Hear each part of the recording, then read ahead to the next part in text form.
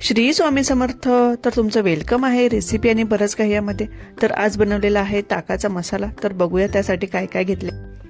तर त्यासाठी घेतलेला आहे राजीने, धने घेतलेले आहेत, काळी मिरी, जिरं, सुंठ पावडर घेतलेली आहे, मीठ घेतलेलं आहे, काळा मीठ आणि पुदिना. एवढं साहित्य घेतलेलं आहे. तर आता आपण रेसिपीला सुरुवात करूया. तर पहिले मी आता पुदिना धुवून घेते. स्वच्छ धुवून घ्यायचा आहे.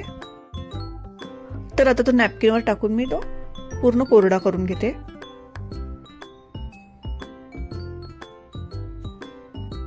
तर इथे पॅन गरम करत ठेवलाय. तर त्यावर आता पुदिन्याची पाने टाकायची आहेत.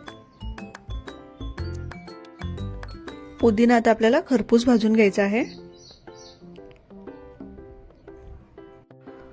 गरमीमध्ये नक्कीच ताक प्या, शरीराला चांगला थंडावा देतो, त्यासाठी नक्कीच ताक प्यायचं. चांगलं खरपूस भाजून घ्यायचं आहे, म्हणजे ओलावा राहिला नाही पाहिजे पानांमध्ये, कारण आपल्याला आता स्टोअर करून ठेवायचा असतो, नाहीतर त्याला बुरशी लागू शकते. त्यासाठी असं आपल्याला खरपूस भाजून घ्यायचं आहे. जास्त काळा पण नाही भाजायचा, नाहीतर कडवटपणा येतो.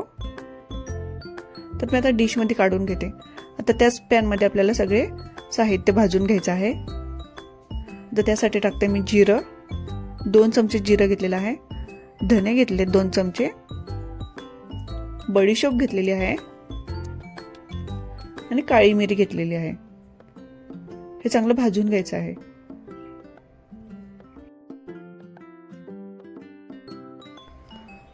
तर बघा अशा पद्धतीने भाजून झालेला आहे साहित्य.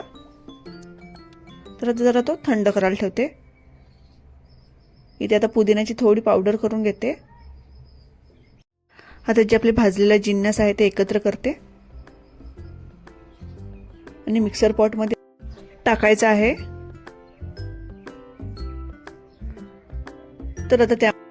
तर त्यामध्ये आता काळा मीठ टाकायचं आहे,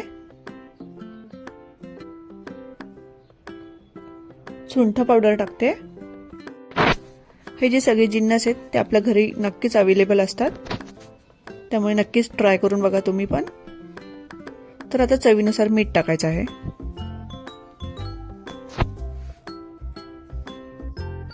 तर आता आपल्याला त्याची फाईन पावडर करून घ्यायची आहे.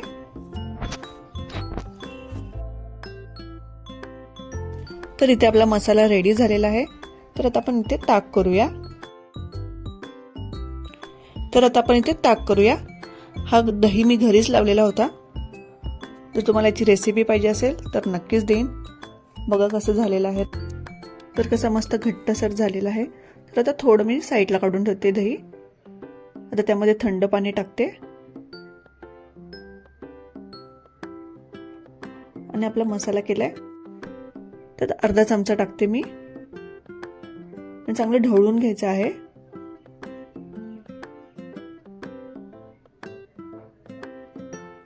त्यात टाकते थोडीशी कोथिंबीर.